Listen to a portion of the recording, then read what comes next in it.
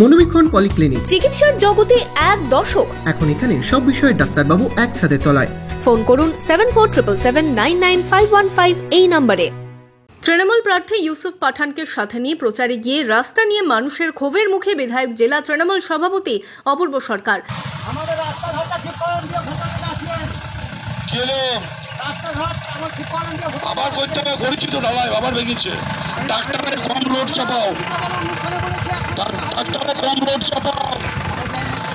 বুধবার দুপুরে বহরমপুর লোকসভা কেন্দ্রের প্রার্থী ইউসুফ পাঠানকে সাথে নিয়ে কাদি বিধানসভা এলাকার জীবন্তীর ধলা এলাকায় প্রচারে যান স্থানীয় বিধায়ক অপূর্ব সরকার। হুডখোলা গাড়িতে প্রার্থীকে নিয়ে প্রচারে গেলে বিধায়ককে কাছে পেয়ে রাস্তা নিয়ে ক্ষোভ উগড়ে দেন স্থানীয়রা। এই ঘটনায় অস্বস্তিতে পড়েন অপূর্ব সরকার। যদিও সেখান থেকে গাড়িতে করেই ফের বেরিয়ে যান তৃণমূল নেতৃত্ব। 13ই মে বহরমপুর লোকসভা কেন্দ্রে ভোট। এই কেন্দ্রে একদিকে 5 বারের সাংসদ অধীর চৌধুরী, অন্যদিকে বিজেপির প্রার্থী হয়েছেন চিকিৎসক ডক্টর নির্মল সাহা। তৃণমূল এখানে ক্রিকেটারকে প্রার্থী করেছে। ভোট যুদ্ধে সকলেই মাটি আঁকড়ে পড়ে রয়েছেন। প্রচারও চলছে জোর কদমে।